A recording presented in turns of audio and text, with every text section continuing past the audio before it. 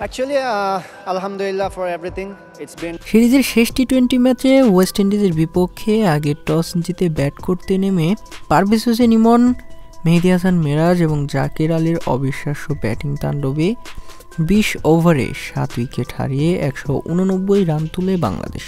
১৯০ রানের টার্গেটে ব্যাট করতে নেমে শুরু থেকেই বিপর্যয়ে পড়ে ওয়েস্ট ইন্ডিজ, যেখানে বাংলাদেশের বোলাররা দুর্দান্ত বোলিং করতে থাকেন।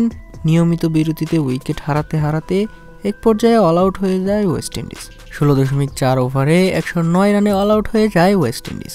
৮০ রানের জয় পায় বাংলাদেশ এবং ওয়েস্ট ইন্ডিজকে হোয়াইট ওয়াশও করে বাংলাদেশ। বাংলাদেশের জয়ে বড় অবদান বলা চলে ব্যাটার জাকের আলীর, কেননা পিছিয়ে পড়া বাংলাদেশকে একা হাতে তুলে আনেন জাকের আলী। যদিও তার জন্য ২ জন ব্যাটসম্যান আউট হয়েছিলেন, তবে এরপর তার ৪ ছক্কার তাণ্ডবেই এত বড় সংগ্রহ পায় বাংলাদেশ।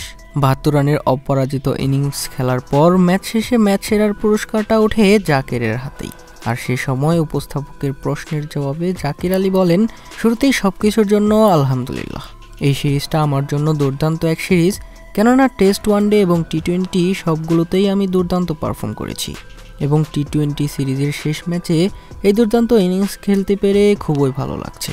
দলের জয়ে অবদান রাখতে পেরে আমি খুবই খুশি। তো দর্শক, ওয়েস্ট ইন্ডিজ সফরে জাকের আলীর টেস্ট, টি-20 এবং ওয়ানডে সবগুলোতেই পারফরমেন্স আপনার কেমন লেগেছে জানিয়ে দিন ভিডিওর কমেন্ট বক্সে।